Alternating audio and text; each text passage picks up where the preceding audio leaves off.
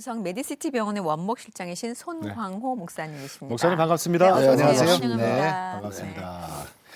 음성 메디시티 병원 원목 실장님 이렇게 소개해드렸거든요. 네. 병원에서 구체적으로 하시는 일은 어떤 겁니까? 예, 저희가 알코올 중독자 재활 프로그램, 네. 그거를 지금 준비하고 있는 자고 있습니다. 예, 제가 원래 마포에서 예. 미라클 알코올 중독 상담 연구원이라고 이제 운영을 했는데 예. 그 상담소를 운영하다 보니까 그 한계가 있더라고요. 네. 왜 그런가 하면 각자 한 사람 만나서 대하고 그 사람들의 치료까지는 우리가 손을 못 대니까 예. 뭐 3개월, 6개월 이렇게 단주하다가 또 어느 날 단주가 깨져서 또 다시 병원에 입원하는 그런 게 자주 반복되고 그래서 참 안타까워했죠. 그러다가 음성 그 메디시티 병원의 원장으로 있는 친구가 이제 전에서부터 제가 이 알코올 사역을 한다는 걸 알고 자기네 그 병원에 정신과 병동 예. 한 100명 수용할 수 있는 시설인데 그쪽을 와서 이제 알코올 중독 사역을 해봐라 그래서 그 친구 도움으로 이제 시작하게 됐습니다. 네. 마포에서 음성으로 가셨군요, 그러니까. 네네. 네. 그 사용 얘기는 조금 더 네, 저희가 나중에 자세히 좀. 구체로 좀 듣기로 하고요. 네.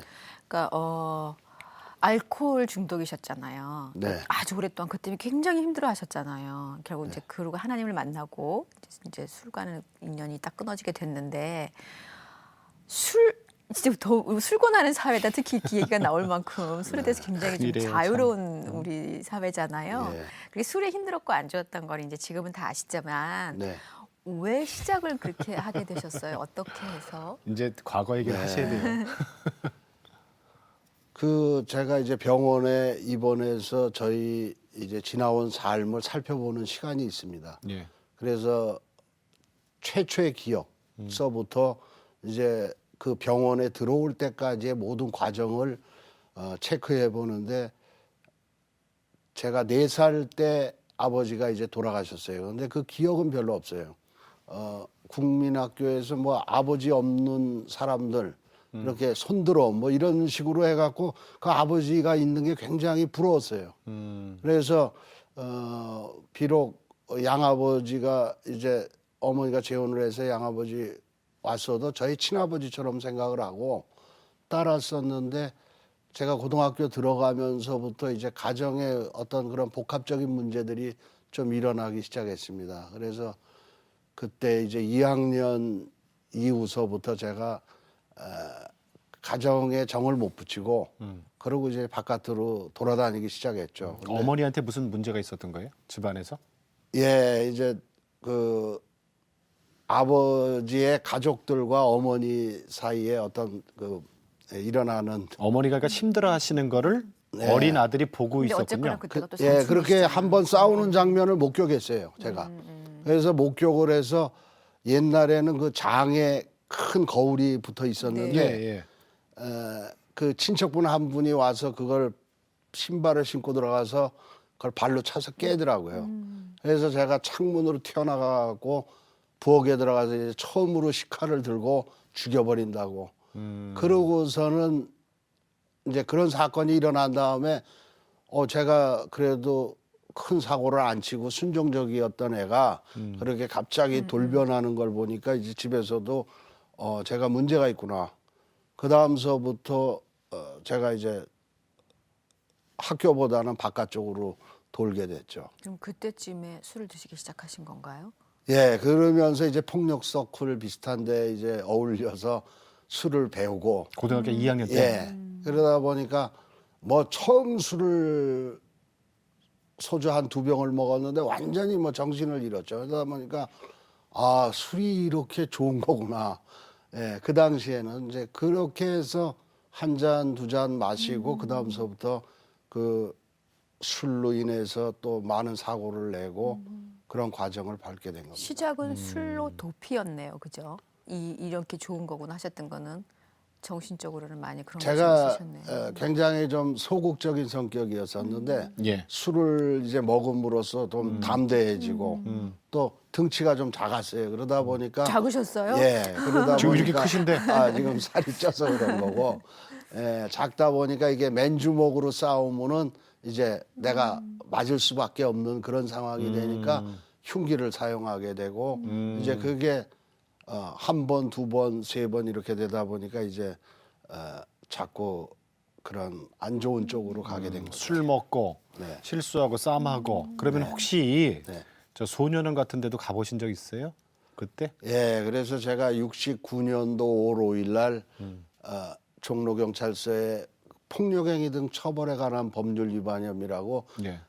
그 박정희 대통령이 발표한 폭력배 단속 기간이 있었습니다. 예.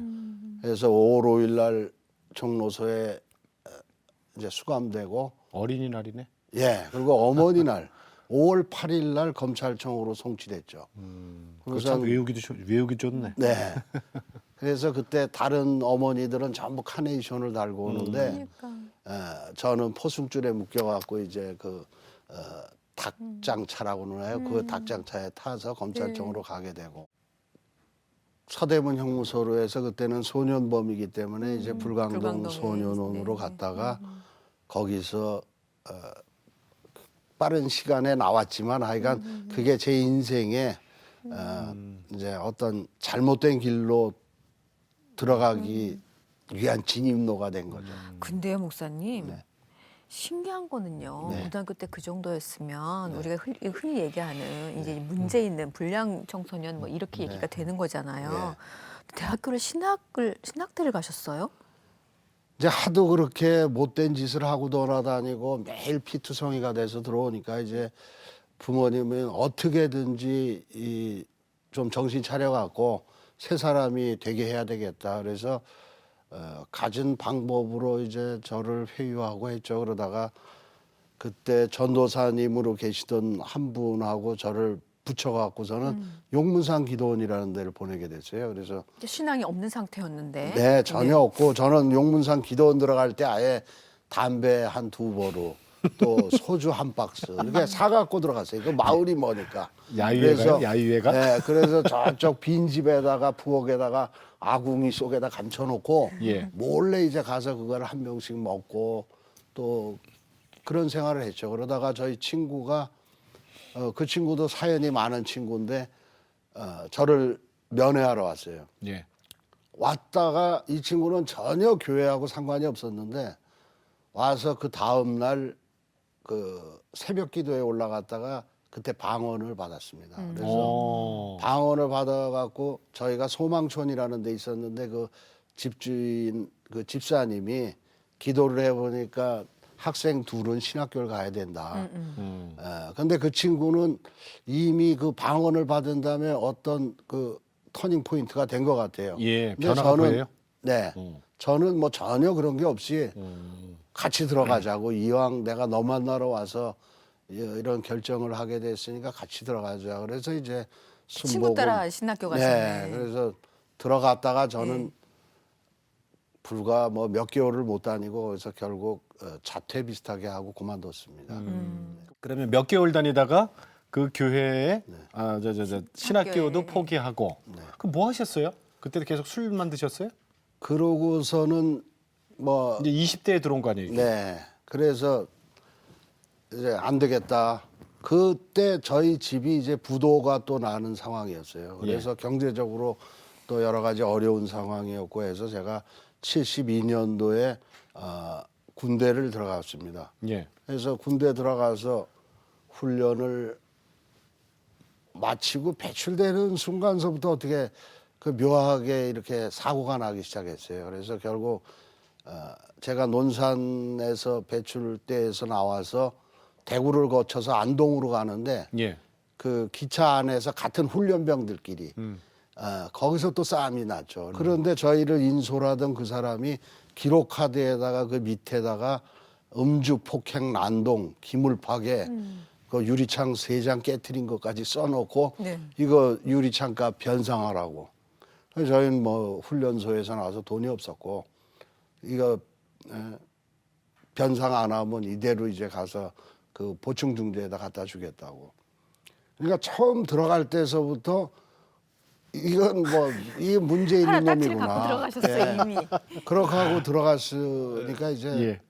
처음서부터 잘못됐죠. 고문관이네. 네, 그래서 그러고서는 제가 인사과에서 전령 업무를 맡았습니다. 그래서 예. 밖에 나가서 예, 지금 평해 우체국에 가서 우편을 수발해 갖고 각 분처마다 나누어 주는 건데 그 고참들이 이제 편지를 갖고 가면 뭐 굉장히 좋아하죠. 애인들 편지도 있고 집에서 온 편지도 있고.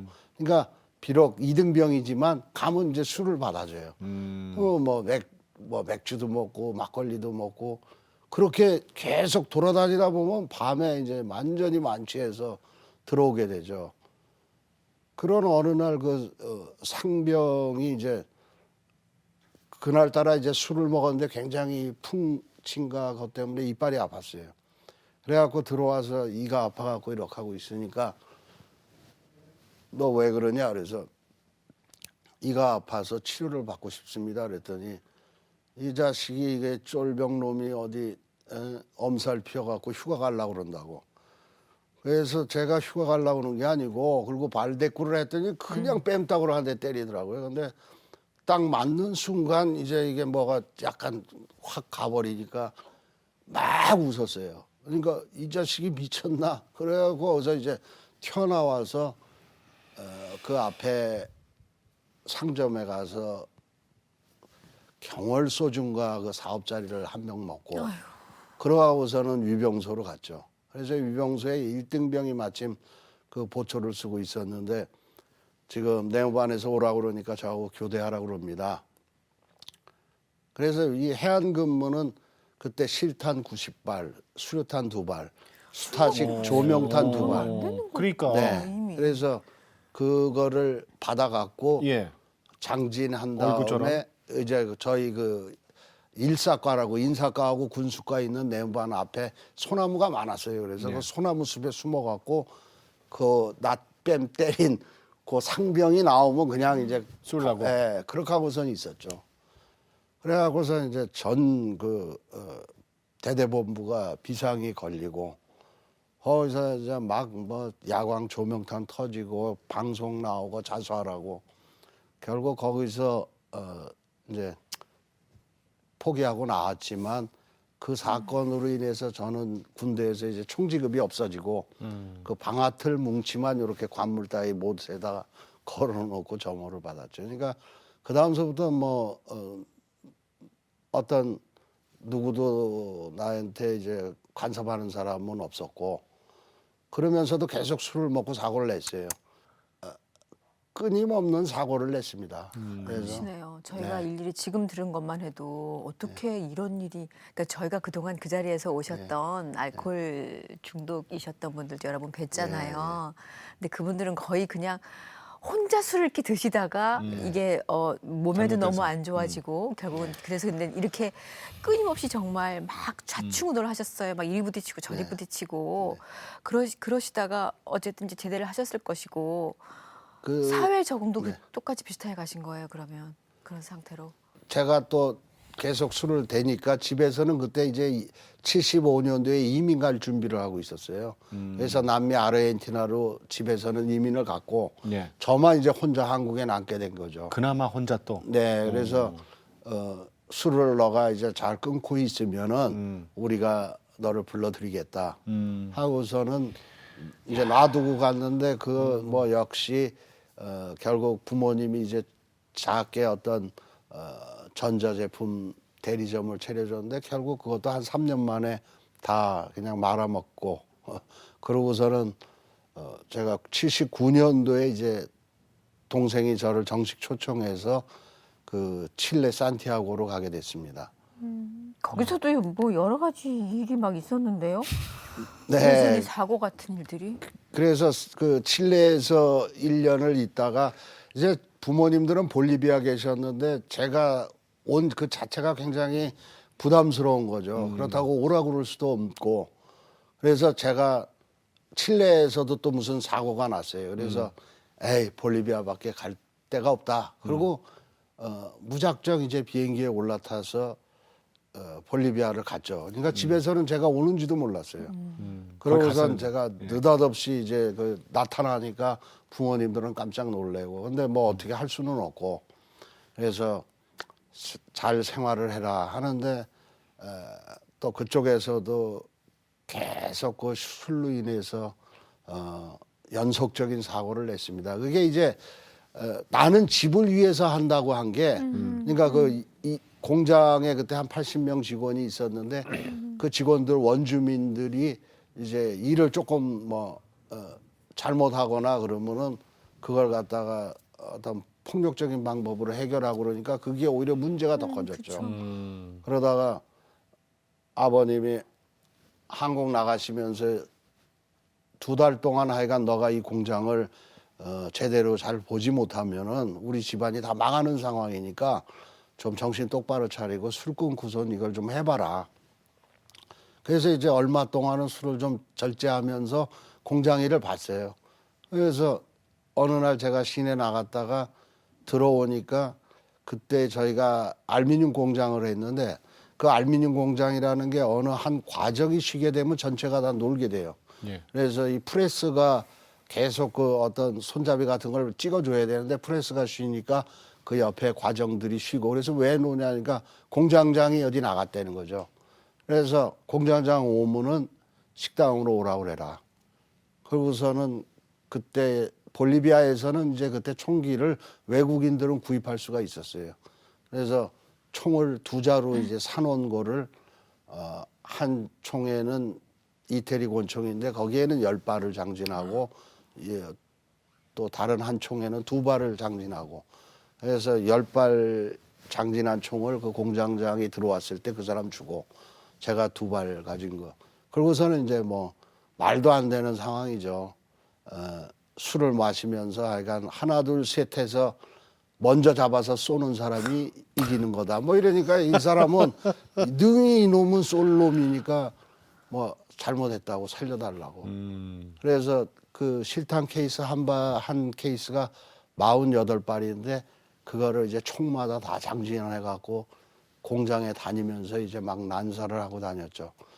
그러고서는 저는 또 시내로 술 먹으러 나가고. 그것도 술 기운에 그런 거죠? 예.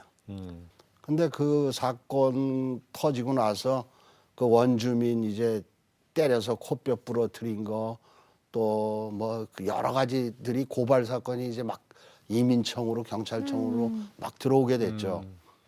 그러니까 집에서도 이거는 한계를 이미 벗어난 거다. 그렇죠. 그러니까, 총을 그렇게 쏴대고. 예, 그러니까 그 대사관에서 최소한 지금 이런 식의 이 범죄로 봐서는 이거 들어가면 3년 이상의 징역인데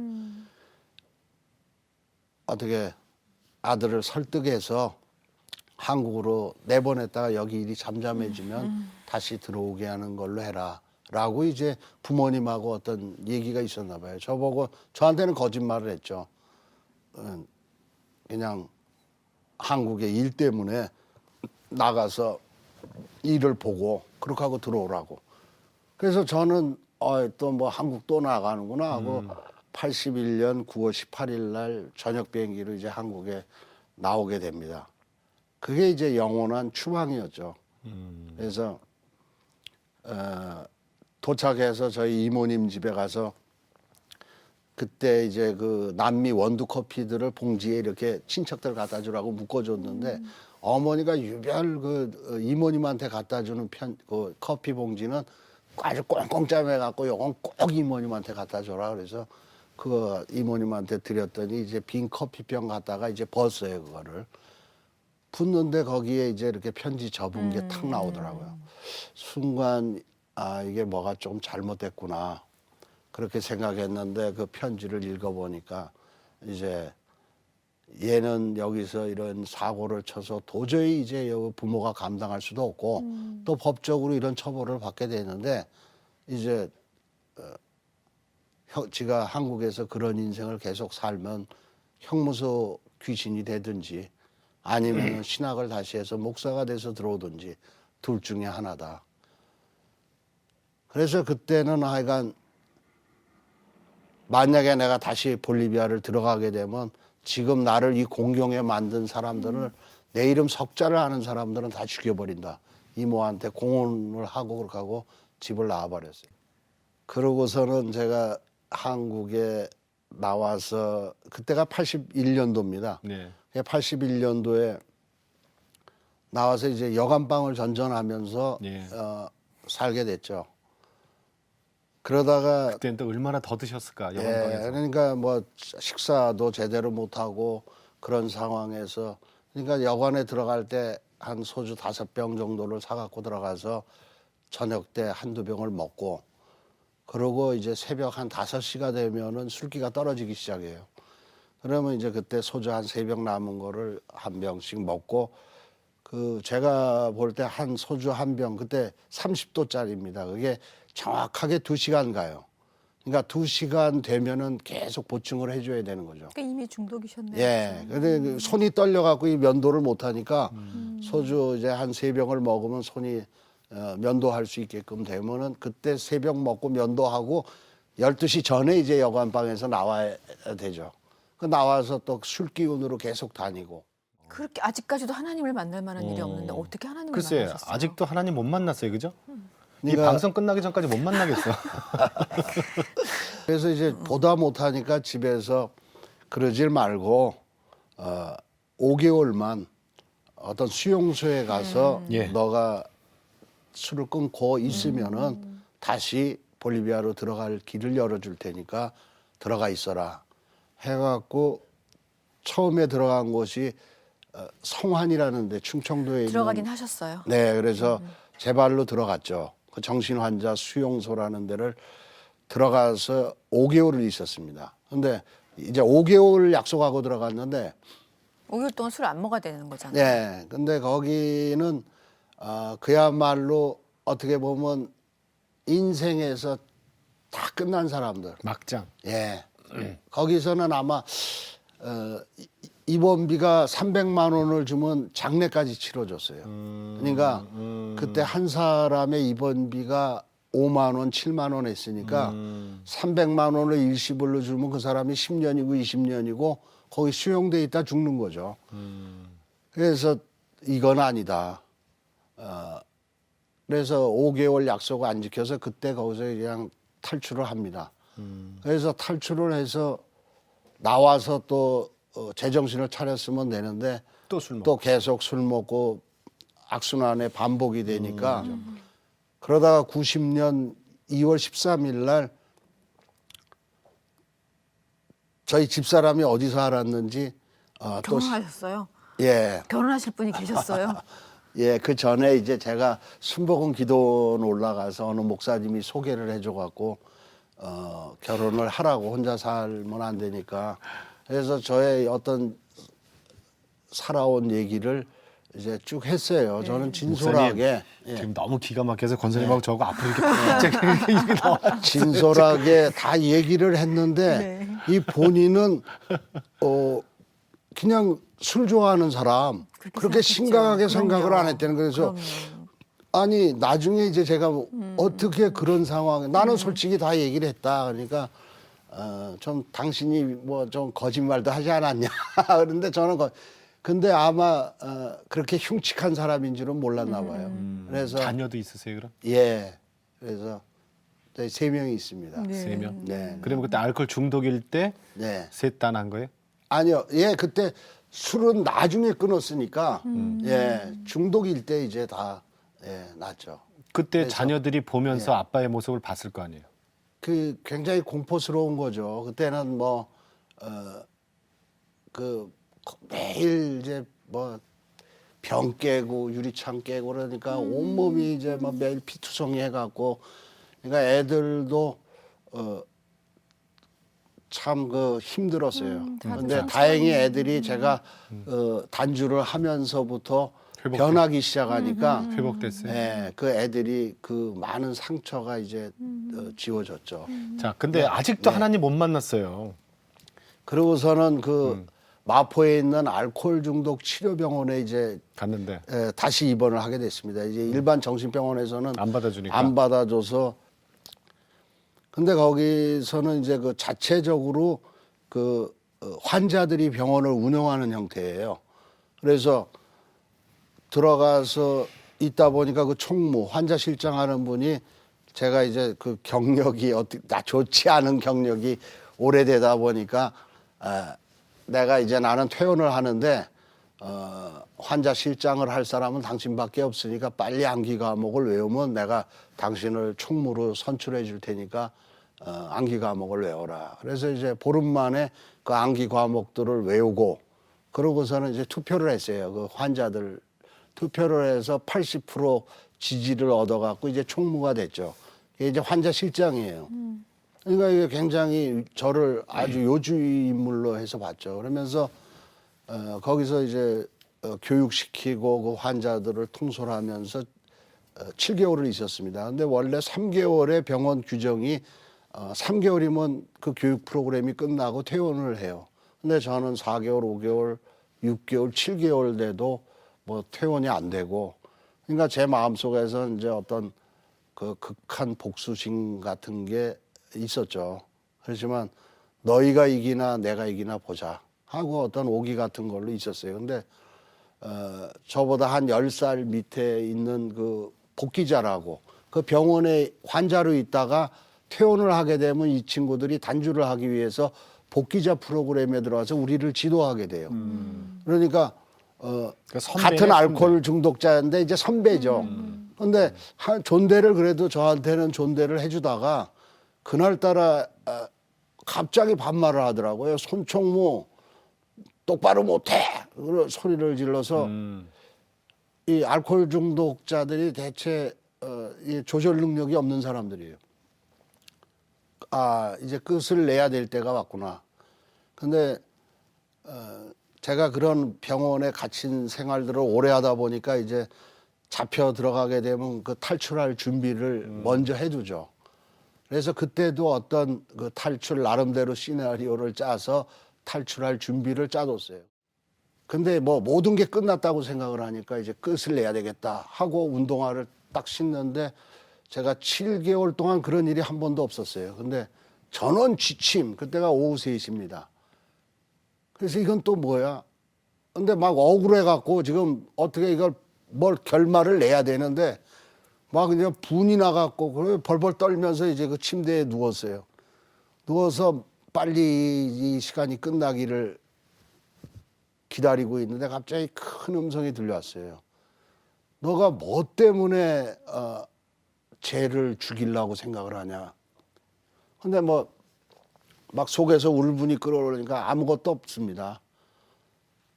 저놈만 죽이는 게 아니고 나도 죽을 거니까 뭐 아무런 뭐 1대1인데 뭐가 뭐 그게 이유가 뭐가 필요합니까? 그냥 죽이겠다는데.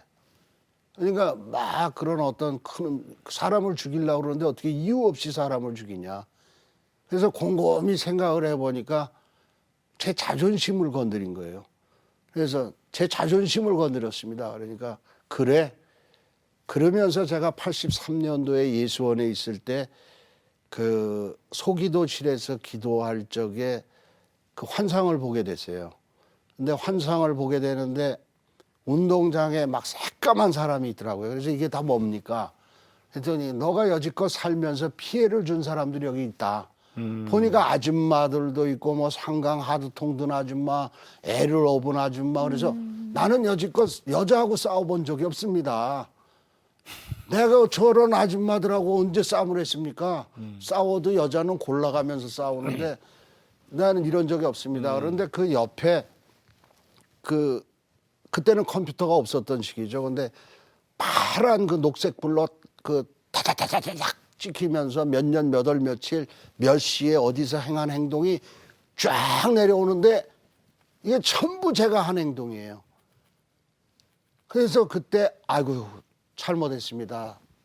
내가 다시는 그러고서 이제 무릎 꿇고 울고 하던 그 기억이 그 순간에 클로즈업 돼서 나오는 거예요. 그래서 그냥 그렇지만 분노를 이기지 못하고 울면서 이제 잠이 들었죠. 그러고 나서 5시 반에 이제 저녁 식사 시간이 돼서 식사하러 나오라고 그래서 식사를 하고 저희가 6시 반에 또 교육인데 교육 프로그램에 들어갔습니다. 그래서 들어가서 저희 그 AA에서 공부하는 빅북이라는 책이 있어요. 그래서 그날 이제 저녁 때 그 공부하는 시간에 그 책을 다시 펴들고 신입한테 이제 외워주는 거예요. 그 내용은 이제 매일 읽어냈던 거니까 굉장히 익숙한 건데, 그 내용이 이제 빌 W라는 사람이 이 알코올 중독으로 고생을 하다가, 그래서 칼 융이라는 의사가 당신은 도저히 의학적인 방법으로 안 되니까 그 옥스퍼드 그룹이라는 영적인 모임에 가서 한번 신앙적으로 치료를 해봐라. 그래갖고 이 빌 W가 그 옥스퍼드 그룹이라는 영적인 모임에 들어가서 성령 체험을 하고 변화받습니다. 당신은 어떻게 그렇게 말짱한 정신으로 생활할 수 있습니까? 예. 그 말을 들은 빌 W는 벽난로 위에 있는 겟세마네 동산에 기도하는 예수님의 모습을 가리키며 바로 저것이다라고 말했다. 그런데 그날 그 귀절이 확 제 마음속에 와닿더라고요. 그래서 예수님의 겟세마네 동산에 기도하는 모습, 이걸 떠올리니까 옛날 이발소나 어디 버스 앞에 가면 운전수들이 오늘도 무사히 다니엘 그러고서는 이렇게 예수님 기도하는 모습. 그래서 그거를 이제 성경을 찾아봤습니다. 찾아보니까 그 마태복음 26장 39절에 아버지가 할만하시거든 이 잔을 내게서 지나가게 하옵소서. 그러나 나의 원대로 마옵시고 아버지의 뜻대로 되어지기를 원하나이다. 그 기도문이 있어요. 근데 예. 제가 어려서부터 이 신앙생활을 엉터리라도 하다 보니까 성경 기조를 많이 듣던 거였어요. 그러다 보니까 이게 뭐 어떻게 사람을 변화시켰어? 전혀 마음에 와닿지 않았습니다. 그리고 그 다음 날 아침 다시 아침 교육 시간에 교육실을 들어가다가 그 오른쪽에 책장이 있었는데 그 책장에서 기도원에서 발행한 그 영한 성경이 있었어요. 하늘색. 무심코 이제 그걸 열어서 마태복음 26장 39절을 보니까 거기에 이제 그 영문으로 한쪽에 May this cup be taken from me. 그리고 Yet not as I will, but as you will 이렇게 써 있더라고요. 근데 그 not이라는 부정어를 보는데 완전히 저는 뭐 몇만 볼트 감전된 것 같은 그런 충격을 받았어요. 그냥 직역해서 내 의지의 포기. 결국 내가 죽지 않으면 이게 아무것도 이룰 수가 없구나. 만약에 예수가 십자가에 못 박혀 죽어야 되는 상황에서 내가 싫습니다. 예. 하고 도망갔거나 다른 선택을 했다면 예수님이 인류 구원의 역사도 없었고 이건 뭐 그야말로 다 끝나는 사건이었는데 결국 예수님이 자기를 포기하고 십자가의 죽음으로써 이 구원 사역이 이루어진 거 아닌가. 그러면서 결국 나에 대한 포기는 하나님 그분에 대한 절대적 의지, 그분에 대한 절대적 신뢰, 또 그분에 대한 사랑, 이게 어떤 막 한 점으로 모아지더라고요.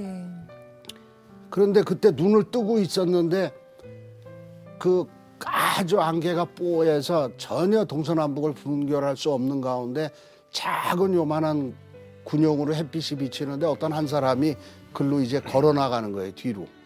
그래서 눈 뜬 상태에서 제가 그 뒷모습을 보는데 그게 바로 저였어요. 그래서 그러고 있는데 이제 그 원무과 직원이 손총무님 퇴원입니다. 그래갖고 이제 그 알코올 병원을 7개월 만에 나오게 됐습니다.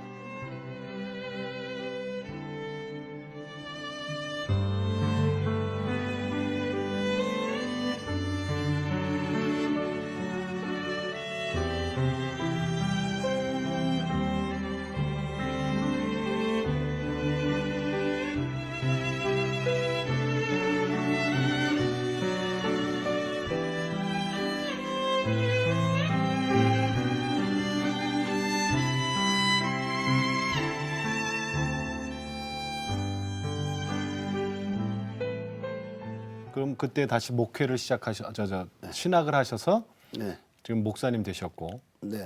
그때 바로 시작하신 거예요, 신학을? 아닙니다. 제가 10년 한국에서 단주를 하고 AA에 봉사하려면 목회 상담학을 공부해야 되기 때문에 그 이제 봉사하는 차원에서 목회 상담학을 공부하게 됐죠. 네. 그때는 이미 좀 도와주고 싶은 마음이 정말 진정으로 좀 있으셨겠어요. 그때 이제 저를 밴쿠버로 초대한 친구가 너가 그렇게 알코올 중독자들을 위해서 일을 하려고 그러는 게 좋은 거 같으니까 자기하고 같이 하자. 그래서 이제 밴쿠버로 가서 다시 이제 거기서 본격적으로 신학을 하게 된 거죠. 목회 상담을 공부 끝내고. 밴쿠버에서 예. 그리고서는 이제 알코올 치료 센터를 이 친구하고 해야 되겠다. 그리고서는 이제 신학을 하면서 이 친구하고 계획을 잡았어요. 제가 2003년 11월 9일 날 목사 안수를 받았는데 이 친구가 13일 날 어떻게 그 건강검진 결과가 나왔는데 폐암 말기 판정을 받았어요. 그래서 불과 48일밖에 못 살고 이제 세상을 떠나게 됩니다. 그래서 그 친구를 2003년 12월 30일 날 보내고 또 그 이후에 또 저하고 가까운 분들 또 그 동기 목사님 또 한 분은 백혈병으로 보내고 그런 거를 6개월의 장례를 3번 이렇게 치르면서 이제는 어떤 내가 인간적으로 생각하고 추구하던 모든 일들이 그야말로 아무 부질없는 거구나. 이제는 그냥 그분이 길을 열어주시는 대로 순종하면서 따라가서 가는 것밖에 없다. 그때까지도 제 고집대로 나의 영혼대로 살고자 하는 게 많았죠. 예. 가정은 다시 이제 회복되신 거죠? 네. 그래서 그 이후로는 예. 사실 이 알코올 중독자의 부인으로 산다는 건 참 고단한 삶이죠.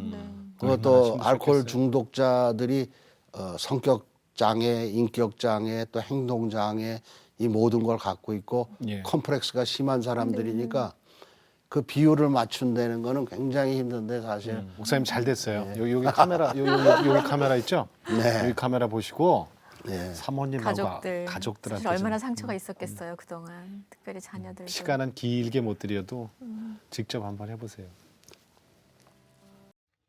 하여간 저를 위해서 기도해 준 고모님 또 그 많은 분들의 은혜를 참 잊지 않습니다. 그리고 오랜 시간 동안 또 묵묵히 제자리를 지키며 또 지금의 제가 있게 해준 집사람한테도 감사의 말을 전합니다. 사랑합니다. 예. 아이들한테도 좀 하세요. 자녀들이 애들은 잘하고 있습니다. 우리 목사님 생각이 잘하는 거죠. 자, 목사님 이제 그러게요. 앞으로는 어떤 비전과 꿈을 갖고 이제 계세요? 여전히 예, 이제 기도 제목도 그것 때문에 있으시고. 힘드신 분들을 위한 이제 일을 하고 계시는 거잖아요. 아까 네. 병원 이름이 음성 음성 메디시티. 메디시티 병원입니다. 메디시티. 네, 이제 네. 알코올 중독자들 치료하고 상담하시고 예, 목회 예. 상담이죠. 네. 어떤 비전과 그래서 이제 대체로 환자들이 병원에서 입원 치료가 끝나면은 나가서 새 삶을 살아야 되는데 나가서 뭐 부인이 도망간 사람도 갈 있고 데가 집도 없고, 없고 예, 예. 그러니까 그 다음 대책이 마련되질 않아요. 그러니까 병원 교육을 아무리 잘 시켜놔도 나가서 다시 술을 먹는 결과가 되니까 그 사람들이 자립할 수 있는 터전을 마련해주고 그 사람들이 경제적으로 자립하고 또 정신적 영적으로 쓸 수 있게끔 저희가 끊임없이 그렇게 지도할 수 있는 그런 시스템이 갖춰지기를 기대하고 있습니다. 네. 어머니께서 얼마나 좋아하셨을까요? 네, 이제 참 어머님이 좀 살아계셨을 때 이런 프로를 돌아가셨어요. 미리 했으면 좋았을 텐데 제가 참 아쉬운 게 있다면 그겁니다. 그런데 제가 어머님 돌아가시는 그 마지막 전화를 미국에서 돌아가셨어요. 그런데 그러면서 제가 느낀 게 내가 이제 이 땅에 살면서 참 어떤 나 같은 사람 하나라도 구원하는 게 어머님이 기뻐하시는 일이다. 그래요. 아유, 그 힘든 세월 얘기할 때도 눈물을 안 보시더니 목사님 어머니 얘기하시니까 또 사실은 우리가 오늘 얘기 들으면서 그랬습니다. 어떻게 목사님은 어린 시절에 또는 그 어른 돼서도 어떻게 그렇게까지 사실 그냥 술이라는 게 있었지만 그 전에 굉장히 다양한 폭력과 모든 것에 참 노출돼 있었잖아요. 그러는 목사님도 행복하지 않으셨다는 거죠, 결코. 힘드셨고 본인도 얼마나 많이 힘드셨겠어요.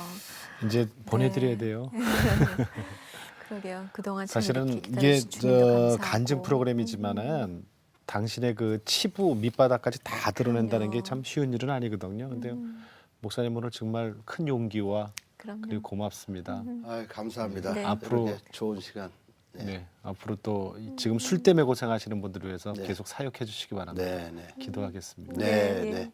오늘 하루 그러셨거든요. 맞아요. 네. 우린 날마다 주님의 은혜가 없이는 살 수 없는 사람들이잖아요. 네, 고맙습니다. 네. 손광호 고맙습니다. 목사님이었습니다. 네, 감사합니다. 감사합니다. 예, 감사합니다.